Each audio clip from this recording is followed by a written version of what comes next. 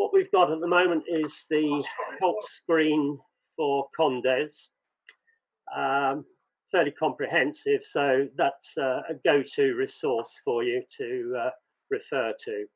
So what I'm aiming to do tonight is fairly speedy, that is about 20 minutes fly through of Condes to illustrate key methods and features from creating a new event to printing a course map. With Condes, there are often many ways of achieving the same objective, and I'm not going to attempt to go through all the options tonight. We'll provide notes, including Condes installation guidelines for you separately and a recording of the session. And I'm very happy to take questions at the end of this session and also afterwards. And I'll make my contact details available for you to contact me then.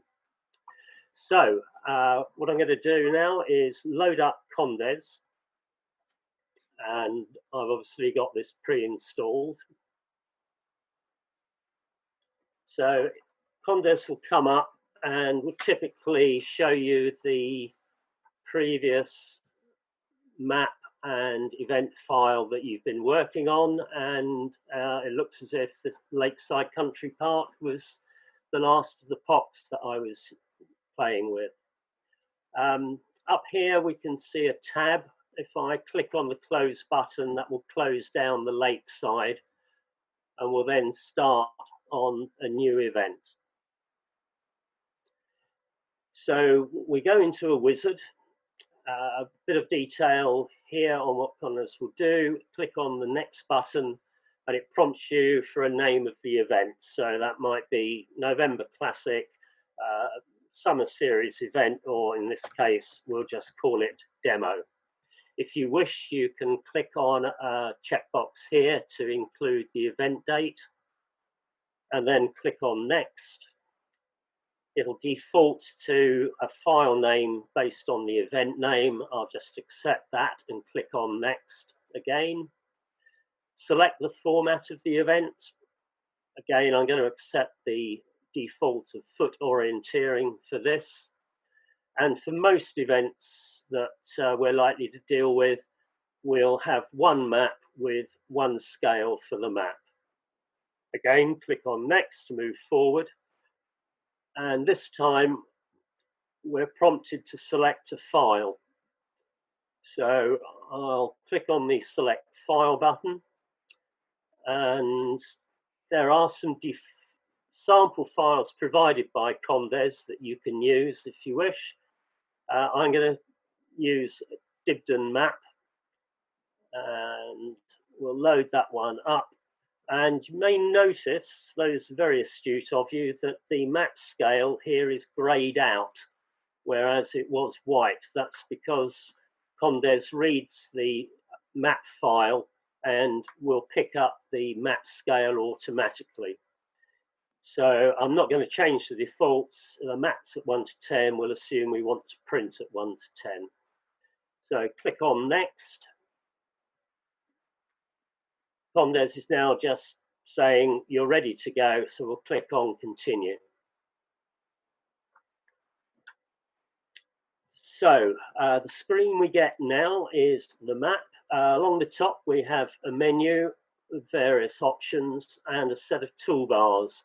I won't go through all of these, but as you can see, there's a little bit of help to explain what each of these little icons does. On the left, we've got Edit Controls, Edit Courses, and Browse Courses. And I'll cover those in more detail later.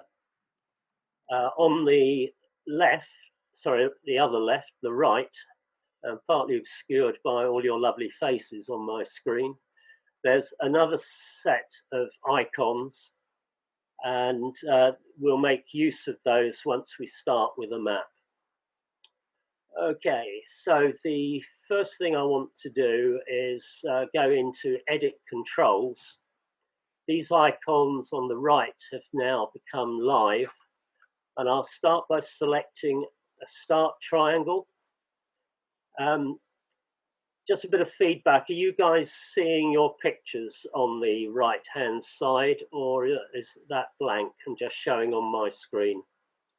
I'm certainly seeing the picture. So maybe you could just move that. Can you move that frame just a little bit You can so that it just minimize the frame.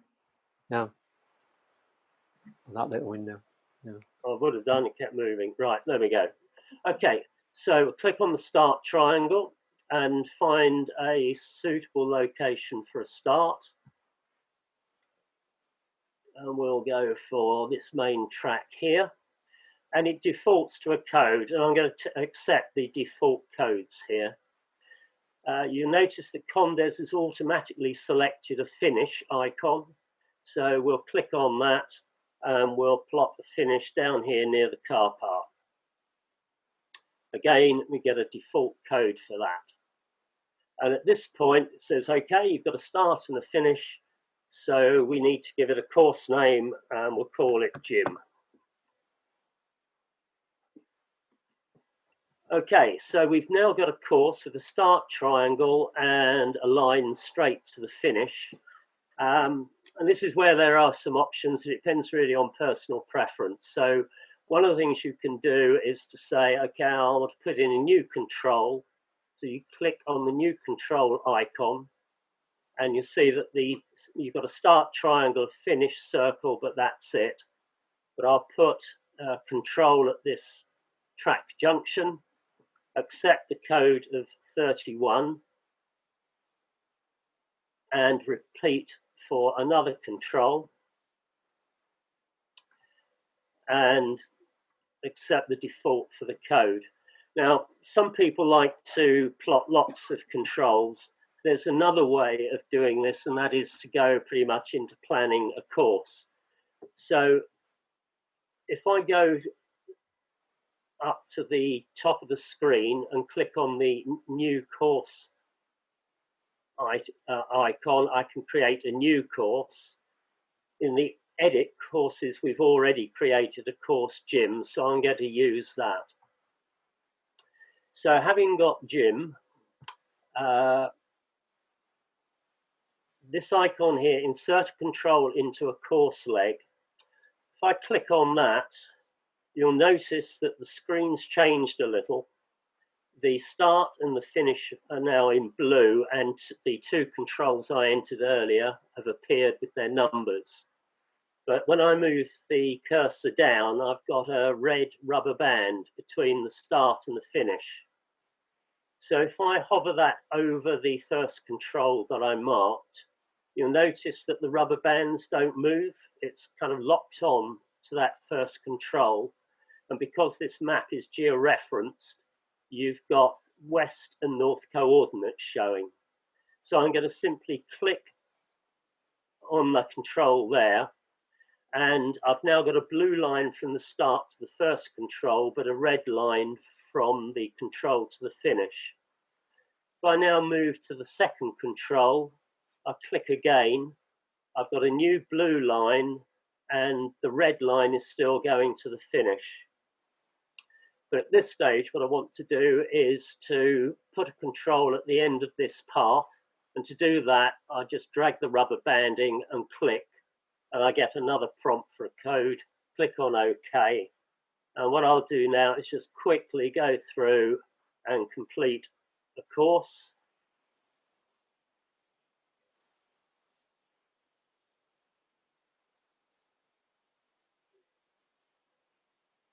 And come down towards here and call that course complete.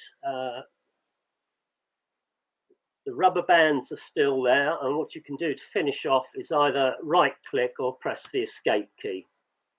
I've just pressed the escape, so we've now got a red line there. So you think, okay, 5 to 6 actually quite a long leg, and it's not a particularly technical course, so I'd like to put an extra control in there. So if I click on the leg between 5 and 6 to select it, it becomes red. If I go back to the insert control into the course leg, I get my rubber band back, and I can put a control in this more interesting area there and click, select the default code and escape to remove the rubber band. So we've now got a course of sorts. What we do now is have a look at the actual control. So if we have a look at, say, number 3, the number is sat over some paths, which may or may not be critical, but it makes it harder to read the 3. If you select that, if you look at the cursor, it's a hand. If I move it over the 3, the cursor changes. If I left click, I get a rectangle around the number, and I can now move it into somewhere where the number is going to be more legible. And I can do that. Blue things tend to be a bit of a problem, as do dark green. Lines can go straight through numbers, so where you get the opportunity, it's probably a good idea just to tidy up the course a little bit by moving the numbers so that they're more legible for people. So if we have a look at Control 6, for instance, if I right click, I get a sub menu and edit control. So if I do that, we get a dialog box to open, and say, okay, I'm meant to put this on the null, and I've done a pretty poor job of that. So if I click on these arrows, I can use the arrows to move the control center and very accurately position it where I want the control.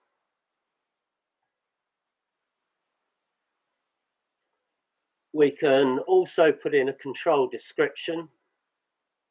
We click in a box here, we get a little tab come up, and it provides groups of control symbols. So we can click on the earth, and if I hover over here, we'll see a little hint come up, just in case you've forgotten what your symbols are, and we click on the null, and we've got our control description sorted.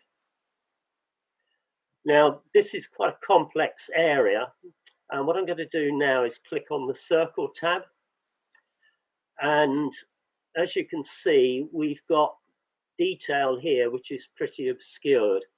But if I click on it's a bit like a cycle wheel. If you click on segments here, you can see the circle breaking, and that will make other features visible. If you think you've gone too far, where you've got a segment missing, if you click again, you just toggle it back on. While we're here, and more relevant where you've got a number of courses sharing a control, one feature I find quite useful, particularly as a controller or when planning, is to click on the Show Attack Angles. And this will give you arrows, red arrows, showing the direction, the straight line direction from previous controls that people will approach the control and to leave the control. So in this case, it's more or less straight in and straight out.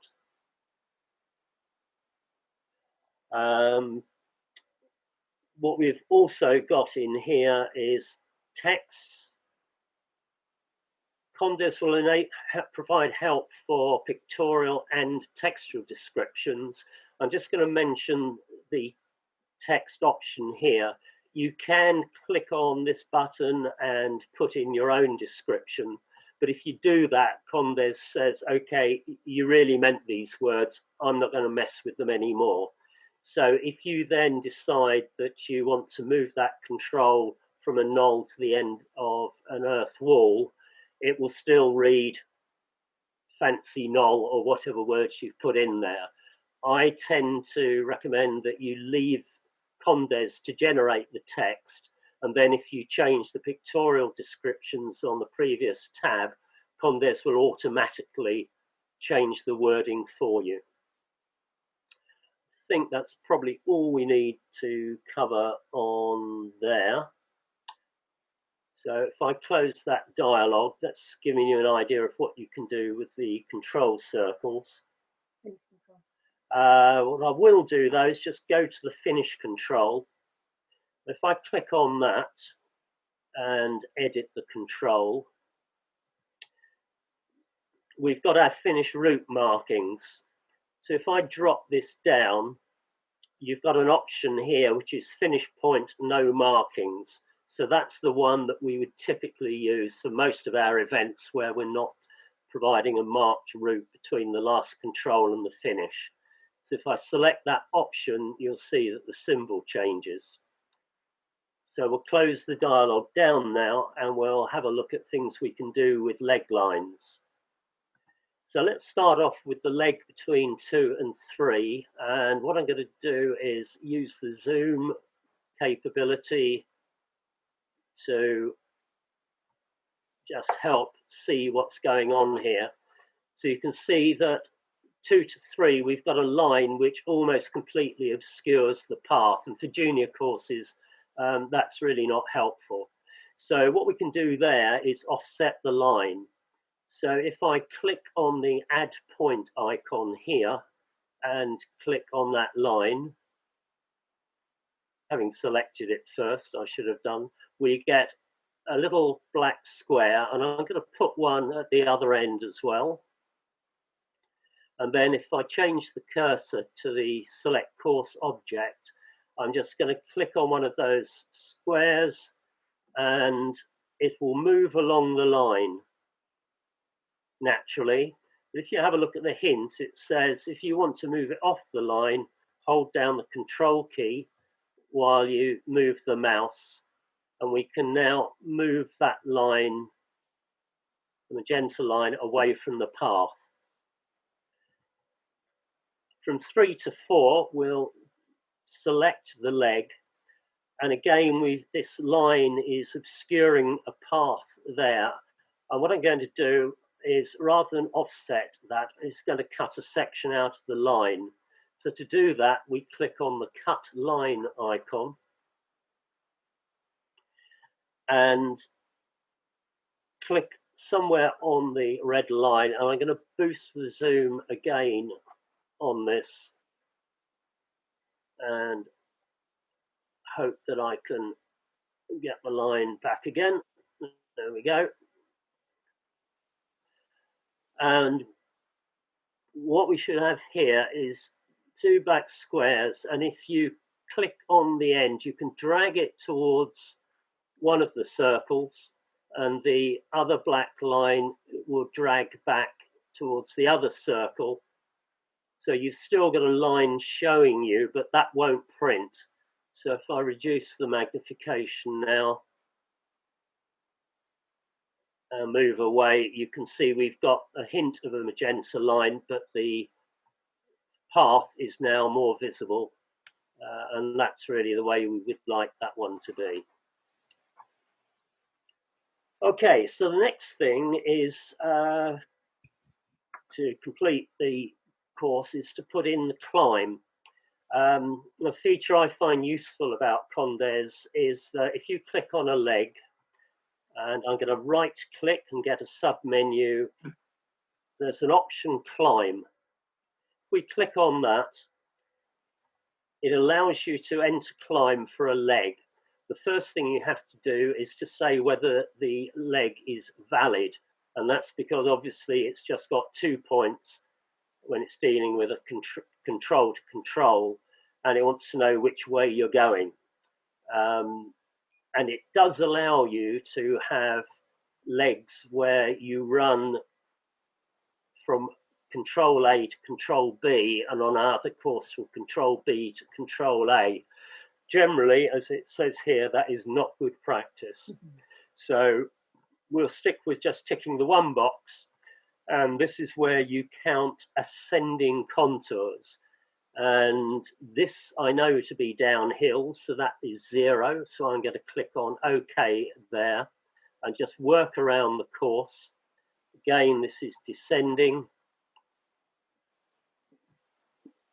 So we'll just put in zeros here. This leg, we should get some climb. I'm not going to worry too much about the accuracy, but I guess we've got 1, 2 contours there. They're 5 meters, so we'll call that 10. This one, I think, is another 0. Climb, it's valid, and we'll leave that as 0. And then we've got our leg 5 to 6. Climb, tick the value, and this time we're going up a fairly steep hill. We've got 1, 2, 3, maybe 4, so let's call that 20 meters. And I'm consciously going to skip that leg to show you something, but in the end here we'll go back and put the climb in here. We'll call that 5 meters because we can. Now, it may seem a bit tedious doing that leg by leg, but the value of doing it this way is that if you're planning particularly a big event where you've got common legs, once you've put in the climb for a leg between any 2 controls, when you plan another course and use that same leg, it will pick up the climb so you don't have to do it again. And if you're doing something like a big event with 7 or more courses and you're editing courses and different controls, you'll find that that actually turns out to be quite a big time saver. Okay, so the next thing we want to do is to go into editing our course. And to do that, you can just double click on the course and you'll get a dialog come up. You can also do the same thing from icons or using the main menu. And what I want to do here is go down the left-hand side and we'll see we've got the option of climb. You can, if you wish, not go through and put in climb for individual legs as I have done, but type a number in here. And of course, every time that you make a slight amendment to the course by adding or removing controls or moving controls, if you do just type the number in here, you get to count all the contours again, which is another reason for putting them in on a leg-by-leg basis. So what you need to do if you're not going to type the number in is click on the auto calculate climb box, and that's pretty much all we need to do here, unless you want to mark this particular course as having either textual control descriptions, or I'll stick with the default of the symbolic IOF descriptions. So let's click on the OK button here, and oh look, Jim's gone red with embarrassment. And he's gone red with embarrassment because you remember one of these legs is missing its climb. And if I just hover over the legs, you can see that it's giving me the codes 34 to 35, it's giving me the length, it's telling me the climb, and it's telling me which course this leg is on. And if you've got shared legs, you'll get multiple courses show up here. So if we go back to this leg 6 to 7, right click, click on climb, let's add in a value which is probably going to be 5 or thereabouts. It doesn't really matter for these purposes. We click on OK, and hopefully if we go around, we'll work backwards. We've got climb here, climb there, climb, climb, climb, climb. Oh, no climb. Missed another one. So let's go back in and check that value. I'll leave that at 0. And Jim's now gone blue, which tells me that I've successfully entered climb for every leg on that course. So the next thing is something that tends to get forgotten, but if you're in the computing team, you get a bit frustrated because people enter classes and planners, plan courses. So all the entries are taken actually by class. So what I'm going to do is click on the class menu and create a new class. And we get a dialog come up here, and it defaults to new class. So we'll call the class Fred. And you'll see that the class box has gone, course box has gone red. And if I click in that, I get a drop down arrow. If I click on that, it will give me a selection of one or more courses. And we've only planned one, so that's easy. So this says that those people who enter class Fred will be running on course Jim. Again, you've got the option of changing the control descriptions from symbolic to text if you wish. Okay, that's all I plan to do there. I'm now going to close the classes tab and go back into editing courses. Now we've got control descriptions, and I'm not going to bother to put them all in here, but by default, the control descriptions sit off the map. And if I click within that block, you'll see it changes and gains some handles, and the cursor changes. So I'm going to put the control descriptions on an unused part of the map. Just drag it across and let it go. And there we are, control descriptions on the map, and you can juggle that around as you wish. If you're planning a very long course with lots of controls, if you grab one of the handles at the bottom and just push it up, you'll see that the outline, the kind of ant trail, has changed. And if I let go, it's automatically split the controls into two parts. And sometimes that's quite useful if you've got to worry about legends and space on the map. So I just put that back as it was. So nearly done. The next thing is to think about printing, and we've got an icon here, show or hide the print frame on screen.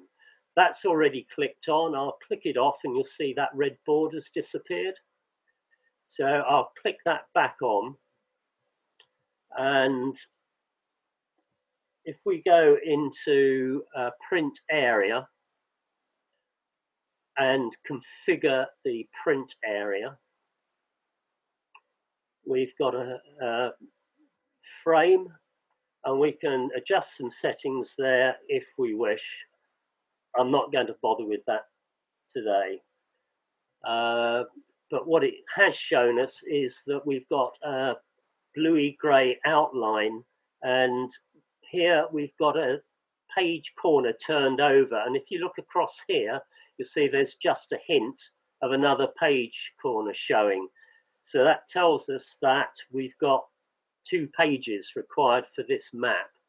So what I'll do here is just grab the left hand edge and drag that in so it's just over the border of the map. And when I let go, we've now only got the 1 page showing, so we're confident that that will, or the map and the bits that we want, will fit onto 1 page of A4.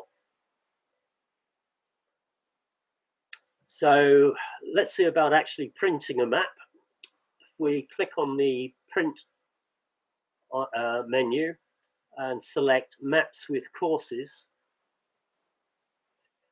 I'm going to click on the classes box, and there's a drop down here. We've only got the 1 class, so we don't need to worry too much about what we print there.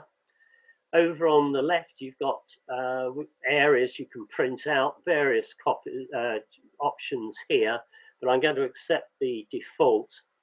And if I click on the print preview button at the bottom, we should see what we're actually going to get. And that looks reasonable. I think it's fair to say it wouldn't really pass muster for an event, but for a demo, I think we've probably covered most of the items there. So that's good enough to just click on the print button there, and that will print you a hard copy. Now, for this session, I'm just going to show you another option. So if I close the print courses, David suggested that we invite those of you who want to have a go at planning your own super duper course and submitted it to Ian for adjudication.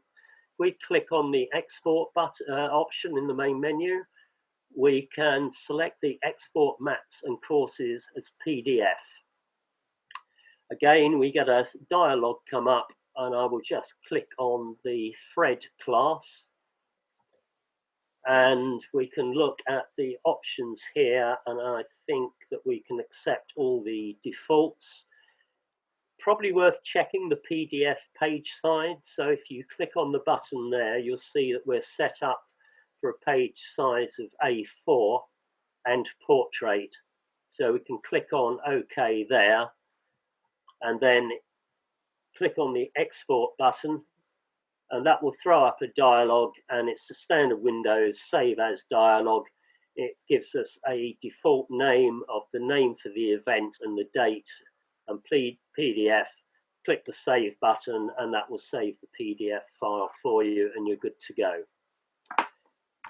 So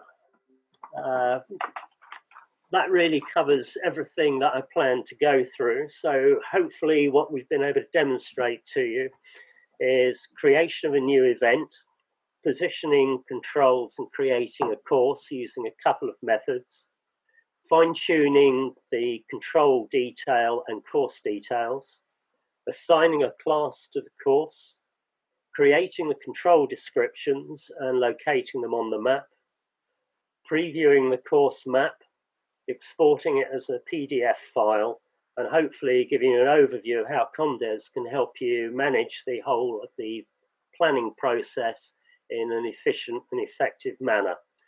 Needless to say, there are lots of other features in Condes and alternative methods of doing all of the things that I've shown you and more.